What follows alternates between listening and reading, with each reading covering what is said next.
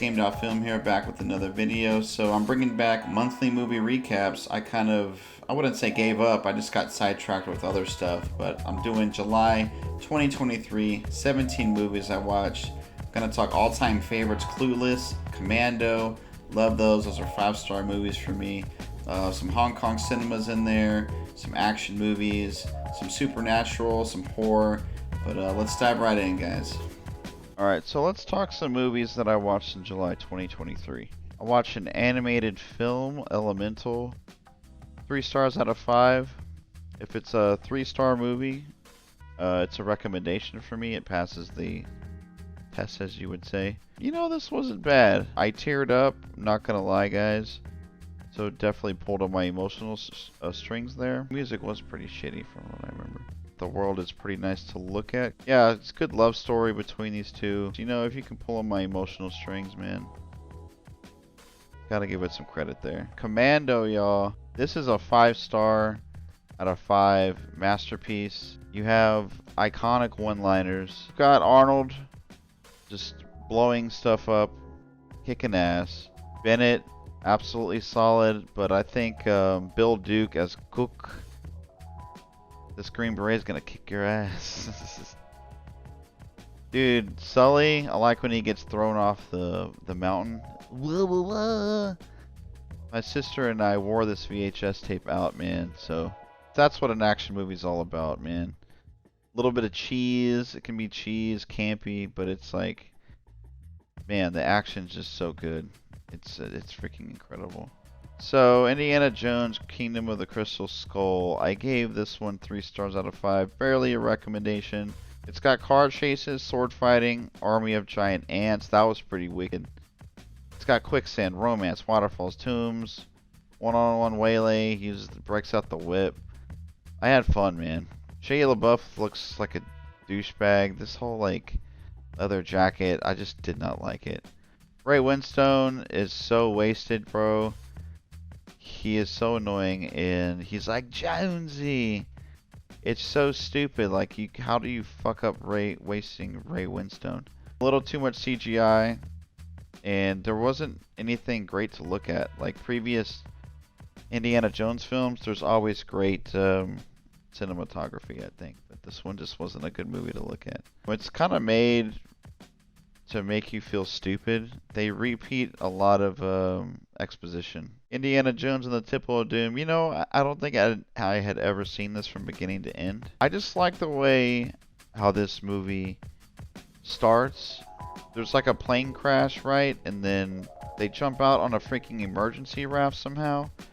Flies off a mountain into some rapids. It's just cinema, man. Kind of implausible, but it's so awesome. And then they just end up in some town, and then it's like, dude, I just want to get to Delhi, but they're like, nah, dude, you gotta help us out. So it feels like a little side quest, but that's like the entire movie. It's just really, I just like how that kind of fell into place, and how that plot got set into motion. So romance subplot feels a little forced, but it was funny enough. I think it was sweet enough. You want a popcorn movie, man? You want a little romance, a little flirtation going on. Kind of make these Indians look like savages, man, so we didn't need that dinner scene. And at the end of the movie, the whites, the British, show up to save the day. And British imperialism in India is just absolutely awful. So This Girl is Badass is a Thai martial arts action movie. Jija Yanin, she definitely can handle herself. She's a great martial artist. It had really horrible comedy, guys. Like, hell, it was almost unwatchable. I forgot this movie is an action comedy, martial arts. The action and choreography is really good, so I have to give it a 3 and a recommendation. Honestly, man, I got so fed up, I had to fast forward to the fight scenes and skip everything else. The whole stunt team, man, there's some good stunts with the martial arts and action choreography. Dreaming the Reality, this is a Girls with Guns, Hong Kong. This is from 1991. 3.5 stars out of 5. It starts off really strong, and then it kind of falls off a little bit, and then the action picks up the last third of the movie. But this is one of the classics of the Girls with Guns genre. Moon Lee, she is a legend in Hong Kong cinema. Sybil Hughes also in it. Yukari Oshima, she's badass. Eddie Ko, he was in, I think, Lethal Weapon 4. Yeah, man, this is a hard to find film, but if you can throw down some money on a physical copy, check this out, man. Great introduction into the girls with guns genre. Hong Kong does it so well. Full-Time Killer, another Hong Kong film. Andy Lau, the God, Cantopop, great actor. This is his most macho, unhinged role. He is having absolute fun with this. This is a suave hitman, suave killer, man. He plays it so well. It's a little too stylized for my taste, and I think the gunplay choreography could have been better. Wasn't too impressed with the action here. Plot is a little hard to follow, but it's not too big of a deal, man. So, Full-Time Killer, I recommend it for Andy Lau for sure. He is one of the kings, man, of Hong Kong cinema. China O'Brien, man. Cynthia Rothrock, definitely one of her best American films. Richard Norton, man, Australian martial artist. He is so good. And they're teaming up. Story's pretty simplistic. Cynthia Rothrock does her scorpion kick. She I can't. You gotta see it to believe it, man. That's her signature kick, though. Richard Norton, you get to see him show off his skills. And that's what it's all about. Keith Cook, he's also a good martial artist. I forgot, he does this really neat triple kick in this film. Martial arts choreography isn't the greatest, but it's solid. And I love Cynthia Rothrock and her East Coast accent come out. So yeah, and then there's a couple good car explosions too. So China O'Brien, if you're looking for a badass female martial artist, action actress, Cynthia Rothrock, that's where it's at. I would definitely start with her Hong Kong films. Yes, Madame, Righting Wrongs. That is top tier martial arts choreography. But China O'Brien's solid, man. Magic Cop, this is another Hong Kong film. I got the new 8/8 Films release, I believe. Great artwork on the cover. This is peak supernatural cinema. Hong Kong films do supernatural really well. But they're casting spells, dude. There's excellent fight choreography. And when the action wasn't happening, I got a little bored. It's you get a taste of that action, man. You want to see more, and you're like, we gotta do some exposition and stuff. I would spend $30 totally. A lot of my film Twitter people like it as well. So Magic Cop, guys. Apartment 1303. This movie started off really strong, but man, it gets worse and more boring as time goes on. Solid performances from the actresses. I think, just by the way, I think this is a Japanese horror, J-horror. There's some effective scares, but then they just don't, they're not as effective as time goes on. There's some decent choreography, but not a lot. At the end, they really give up at the end, and there's this horrible CGI scene. It's just like a turd, an icing turd on the turd cake, if that makes sense. If you like Ju-on, Ringu, The Ring, you might like this, but it misses the recommendation, man. 2.5 out of 5. Hard Cash, dude. Okay, guys, this is one of the worst films I've ever seen. This is definitely the worst film I watched in 2023. Last year. I'm stretching. This movie makes absolutely no sense, man. Val Kilmer's performance is super strange. You have to watch this inebriated. I think it has to be seen to be believed. Because maybe, sometimes it's so bad it's good. Maybe you might find this hilarious. Girlfriend and I, we took an edible and we were baked. And we had to pause it about 5 times in astonishment. We were like, no way they just did what they did. It has some of the worst music I've ever heard. Aloe Black worked on it, dude. And you're not going to believe the music in this one. By far, Val Kilmer's worst character and performance. And some of the worst CGI driving sequences ever. I will say that Vern Troyer, he pops out of a toilet and shoots a guy with a dart. It's actually That was like the only good part of the movie.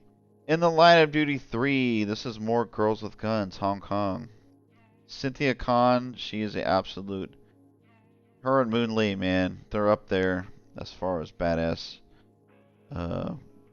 women in Hong Kong cinema, action cinema in general. Michiko Nishiwaki, she's badass. This movie's very brutal with the stunts. That's what I gave it 4 stars out of 5.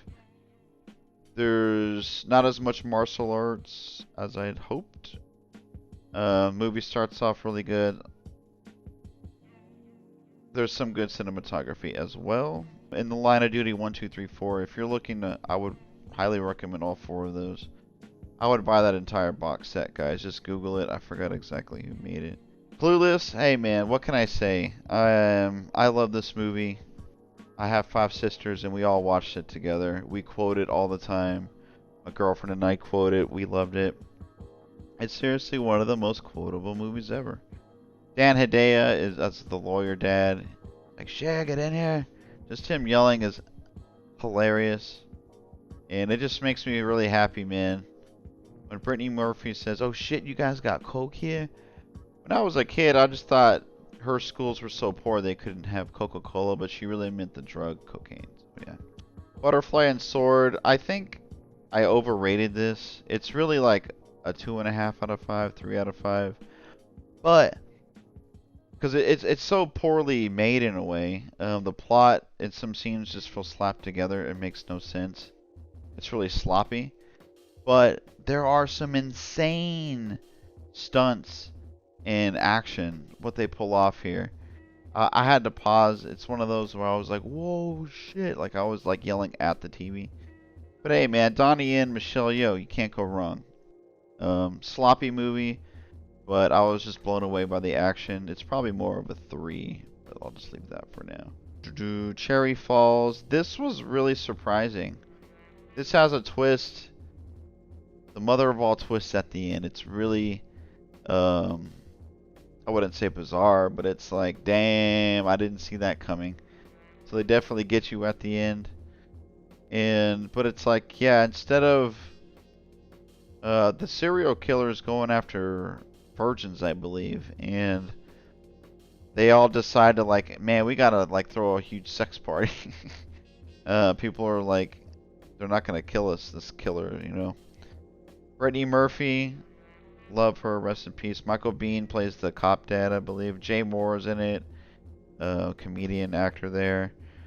But early 2000 slasher, man, I was pretty impressed. And it's inconsistent, but I liked it. 3 out of 5. Seedling of a Ghost, and I gave this one 3.5 stars out of 5. I think it really gets gruesome. Like, I think this chick's pregnant and it like bursts out of her belly, dude. It's really effed up and cool looking. But like I say all the time, Hong Kong films can do supernatural horror really well. This is one I'd recommend. And there's a lot of plot to set up. Some sex scenes go on too long. And let me see. But yeah, it's like black magic and revenge. It's fucking, once that revenge plot kicks in, it's fucking game on, guys. Don't watch it if you get grossed out easily. There's some sick shit popping off for sure. Sorry, I'm just reading what review I wrote. It's been months since I watched it. But hey, man. But watching the bad guys get what they got coming to them, dude, it's so cool. It's not available to stream, guys, but it's just definitely worth spending $30 on a physical copy. And last film of July, Resident Evil Death Island. 2 stars out of 5. It was so cool to see Jill Valentine, Leon Kennedy, Chris Redfield, the whole crew, Claire Redfield, all in the same movie together. It was so cool. But there's just boneheaded decisions. It's not, there's not enough action. And the choreography is just kind of a little too silly. They're shooting huge monstrosities with like their pistols. You know that's not gonna do anything, guys. This is so asinine sometimes. The villain is super generic and boring. I didn't like him. The dialogue is atrocious. They've got to do better, Capcom. You've got to make better movies, okay? But, you know, they do kick some ass. I mean, there's some good... Sometimes there's good choreography. I'm trying to say, like, there's some over-the-top melee martial arts between Leon and Maria. That was pretty cool. Decent motorcycle chase. If you're a Resident Evil fan, watch it. I mean, the whole squad's together. There's monsters. There's some good action, and they make Jill look sexy as fuck, dude. I'll give them that. Claire's nose is big, but I guess it's always been like that. Alright, that about wraps it up, guys. Thank you for watching this video. Leave a like, comment, let the video play in its entirety. I'm currently shadow banned, so beating that brutal YouTube algorithm, I can use all y'all's help. Have you seen any of these movies? Let me know, man. If you haven't, I hope it always warms my heart when people watch a movie that I recommend, so let me know if you do end up watching one. But film reviews, game reviews, I'm also bringing politics to the channel. I'm anti-capitalist, anti-imperialist. If that's your kind of jam, man, let's be mutuals. So, but thanks again, everyone. I'll be back with the next one. Peace.